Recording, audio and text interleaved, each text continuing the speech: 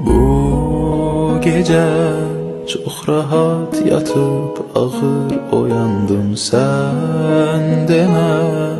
Vətənim şəhid verib çox utandım.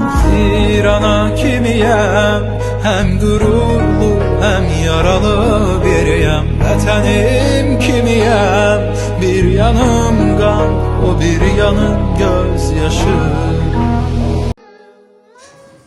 2016-cı il aprelin əvvəllərində Azərbaycanın ön xaç mövqeləri və yaşayış məntəqələri Ermənistan silahlı qüvvələri tərəfindən intensiv artilleriya atəşinə məruz qalanda ordumuzun bölmələri əksəmlə ilə təxribatların qarşısını aldı.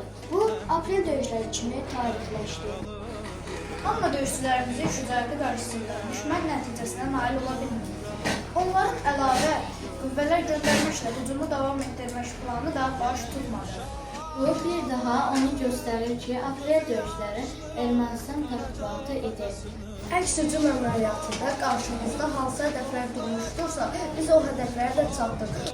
Azərbaycan Respublikasının prezidenti, silahlı qüvvələrin Ali Baş Komandanı İlham Əliyev həmişə bəyan edir ki, Ermənistan müstəqil bir ölkə kimi fəaliyyətə, qonşulara münasibətlərini tənzimləməkdən və öz qüvvələrini Azərbaycan torpaqlarından qeyd-şərtsiz və dərhal çıxarılmaqdan asılıdır. Qarşı tərəfin 34 əksirəkli texnikası 25-dən artıq artilleriya qurğusu sıradan çıxardılmışdır. Ağdərə, Madagiv, Cəbrayıl istiqamətindəki yolların nəzarətdə saxlanması imkanı əldə edildi. Tam şəhid qardaşı, yaş tutmasın gözünü, hər an şəhid olmağa hazır elə özünü.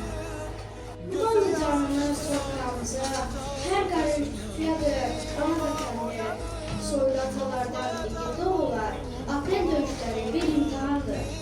Sürəti torpağın göy ürəyi, dağların qoynuna səs-səda düşdü.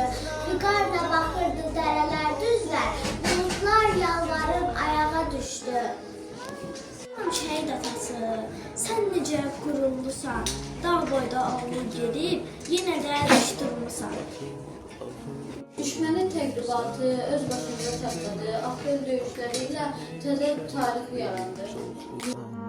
Bir ana kimiyəm, həm qürurlu, həm yaralı biriyəm. Vətənim kimiyəm, bir yanım qan, o bir yanım göz yaşı.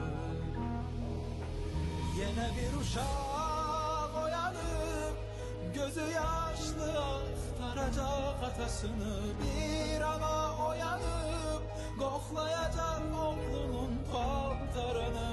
Bir ata oyanıb, yaşamaq özünə çox biləcək. Bizlər oyananda qorxuram ki, çox gec olacaq.